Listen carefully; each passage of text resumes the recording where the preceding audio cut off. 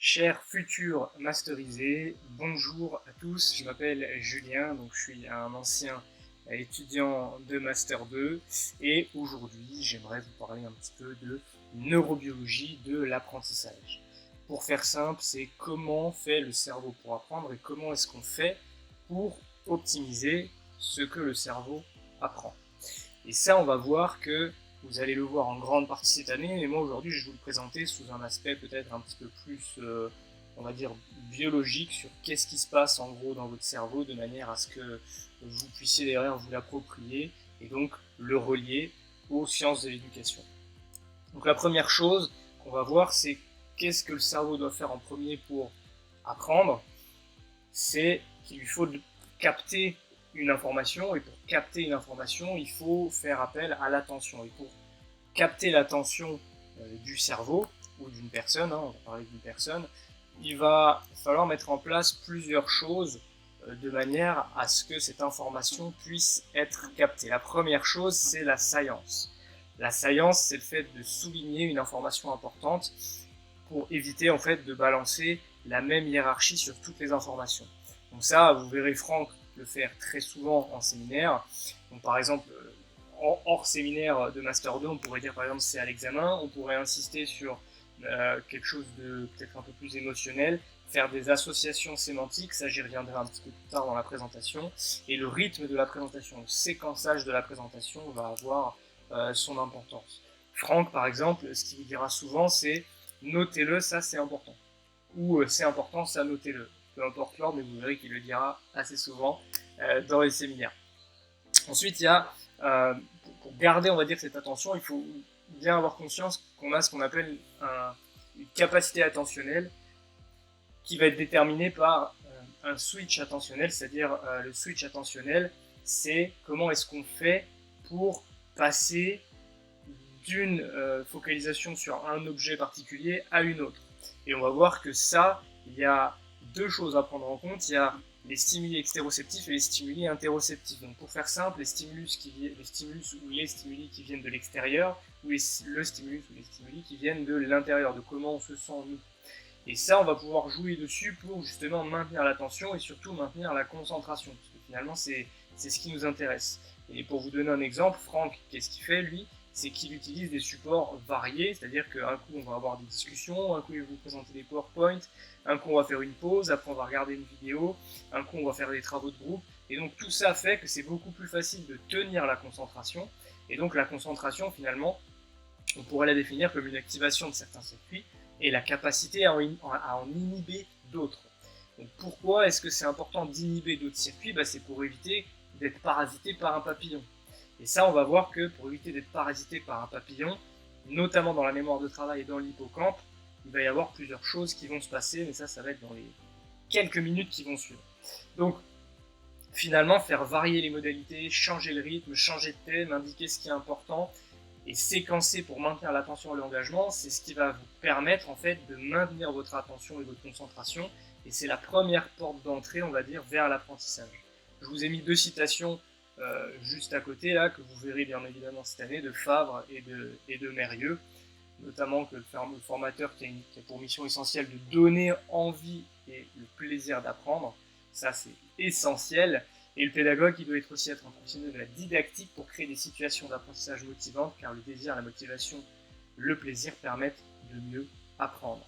Donc on le relie encore une fois aux sciences de l'éducation et à ce que fait Franck, et on va passer maintenant donc à la partie, on va dire un petit peu plus mécanique, c'est-à-dire qu'une fois qu'on a réussi à capter l'attention, on va devoir manipuler cette information.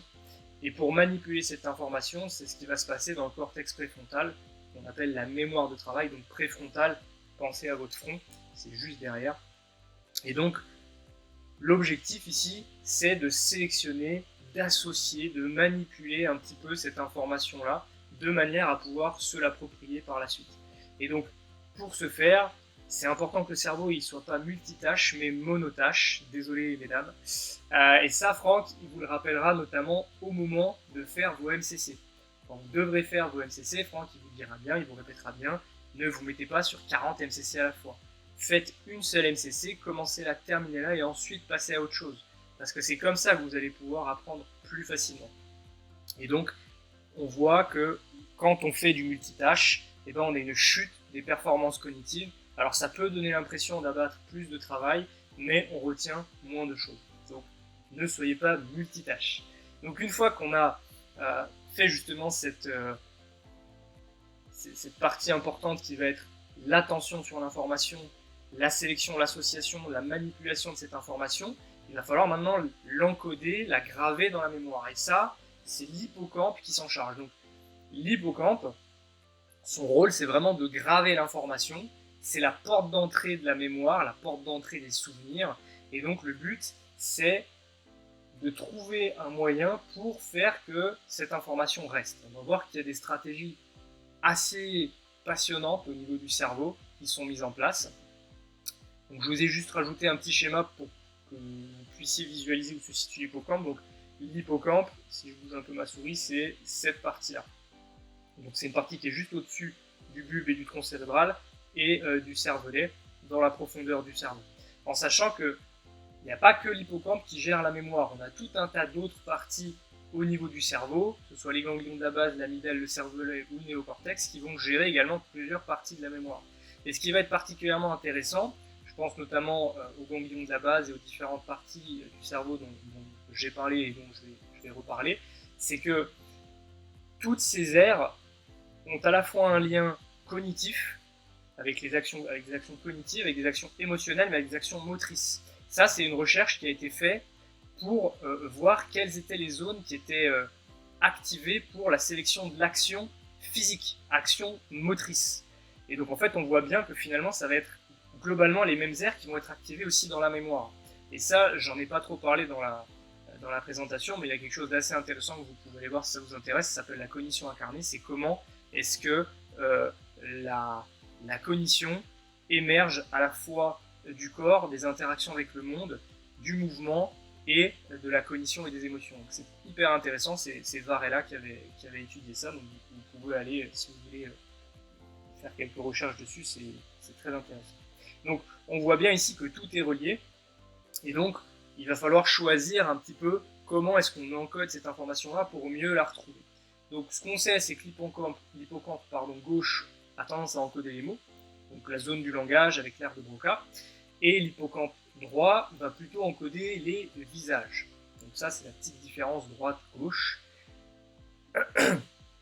Et cet encodage-là, il va se faire avec ce qu'on appelle un engramme. Donc un engramme, c'est à peu près 1 million de neurones qui sont reliés entre eux et qui vont former ce qu'on appelle un motif mnésique. Donc voilà, je vous dis là, un motif mnésique qui crée en fait une communication entre différents sous-groupes de neurones par renforcement synaptique. Ça génère une onde, une oscillation, et il n'y a pas besoin de beaucoup de neurones puisqu'on peut faire vraiment des combinaisons infinies, et on va voir justement que ce qui est intéressant, c'est ces fameuses combinaisons et ces associations-là, puisque sur un même motif, on va voir que plusieurs informations vont être reliées en fait. Donc là voilà, vous avez l'exemple de ce qu'est un engramme, donc on voit bien que on a plusieurs groupes de neurones qui sont reliés entre eux, et qui ici vont former un réseau, un engramme, donc un réseau de neurones qui vont osciller à la même fréquence. Et c'est ça va être très important, notamment on verra dans les rappels, notamment les rappels qu'on fait en début de cours, que Franck fait notamment au début des séminaires. Donc ce qui est important à retenir, c'est que ici, la création de cet engramme se fait par renforcement synaptique. Donc le renforcement synaptique, c'est juste l'augmentation de la fréquence et de la puissance de l'influx en direction des neurones concernés. Donc ça, c'est l'importance de la répétition. Ça, c'est ce que vous verrez notamment avec le behaviorisme. Donc le renforcement positif, si possible, et ça va entraîner ce qu'on appelle de la potentiation à long terme. C'est-à-dire que les synapses, elles vont se retrouver renforcées, donc elles vont grossir, et les synapses qui seront moins utilisées, elles vont être détruites au fur et à mesure, et c'est ce qui va créer cette fameuse potentiation à long terme. Ça, c'est notamment ce qu'on trouve par exemple chez les gens qui vont avoir de la douleur chronique. Des gens qui ont de la douleur chronique, ils vont avoir ce qu'on appelle de la potentiation à long terme, puisqu'il va y avoir un réseau de neurones et un réseau de nerfs qui va être plus utilisé que d'autres réseaux, et donc tout le rôle de la rééducation, du réapprentissage, puisque c'est ce de quoi on parle ici, ça va être de permettre à la personne d'utiliser d'autres circuits pour faire en sorte que les circuits qui vont potentiellement être impliqués dans la douleur soient moins utilisés pour qu'on ait moins de douleur. C'est très simplifié, mais c'est un peu l'idée. Et donc, justement, je vous parlais d'espace sémantique tout à l'heure, on y vient. Donc, une fois qu'on a réussi à encoder ces informations, il va falloir les classer, parce qu'on ne peut pas les mettre n'importe où, il faut qu'il y ait une certaine logique, et on va voir qu'on a plus ou moins tous une logique similaire, mais on va avoir quelques différences qui vont être notamment liées à l'histoire familiale, à la culture, etc. Donc ces informations, elles sont encodées sous forme d'engrammes, et elles vont être catégorisées par concept proche.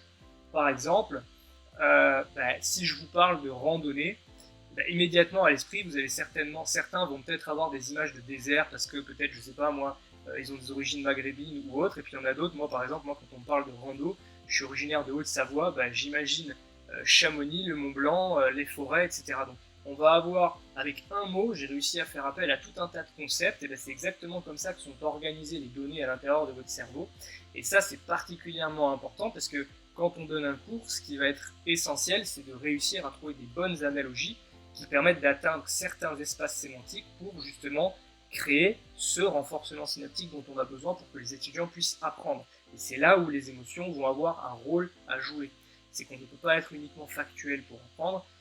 Bognol le disait, c'est important d'utiliser les émotions, c'est à la fois important de les tenir à distance, mais à la fois de les utiliser. Donc, faire communiquer les espaces sémantiques entre eux pour renforcer les apprentissages, ça va vraiment être une clé pour pouvoir justement apprendre. C'est exactement comme quand vous cherchez à faire communiquer deux câbles entre eux, si vous voulez. Il y a besoin d'avoir cette connexion entre les deux câbles avec un conducteur au milieu qui fasse circuler l'électricité. Le conducteur, très souvent, dans les apprentissages, ça va être l'analogie verbale ou l'analogie visuelle. Donc on va avoir, pour le faire vraiment de manière très biologique, on va avoir des sous-circuits. Ces sous-circuits vont être activés avec un certain rythme. D'autres sous-circuits vont être activés avec le même rythme. Et dès qu'on va avoir deux sous-circuits qui vibrent, entre guillemets, au même rythme, on va avoir ce qu'on appelle une cohérence rythmique ou une résonance synaptique. Et donc l'activation et la communication de ces deux réseaux distants créent le renforcement. Et donc derrière entraîne l'inhibition des autres réseaux qui sont moins stimulés avec des ondes plus basses. Et c'est comme ça qu'on a le renforcement synaptique qui se crée. Donc finalement, la performance d'apprendre, c'est surtout la capacité à router l'information en inhibant les déroutages possibles. Donc pour ça, c'est ce que je vous expliquais tout à l'heure, on va déconnecter les synapses synaptiques grâce à des cellules spécialisées qu'on appelle les macrophages, c'est les microglies au niveau du cerveau, et elles vont émettre ce qu'on appelle un signal « mange-moi ». Et donc c'est la synapse un peu faible qui émet ce signal, et donc le macrophage mange cette synapse, ce qui fait que le signal va être dérouté vers un autre réseau de neurones plus actif, ce qui fait qu'on a une suppression des réseaux inutiles et une suractivation des réseaux neuronaux utiles, ce qui augmente la myélinisation. La myéline, c'est ce qu'on a autour des nerfs, c'est de la matière grasse. Étant donné que la matière grasse est isolante, on va avoir des ponts de matière grasse entre les différents nerfs, ce qui fait que plus on va en avoir, plus l'information va voyager vite. Et donc, on va avoir ce fameux renforcement synaptique qui nous intéresse tant dans l'apprentissage.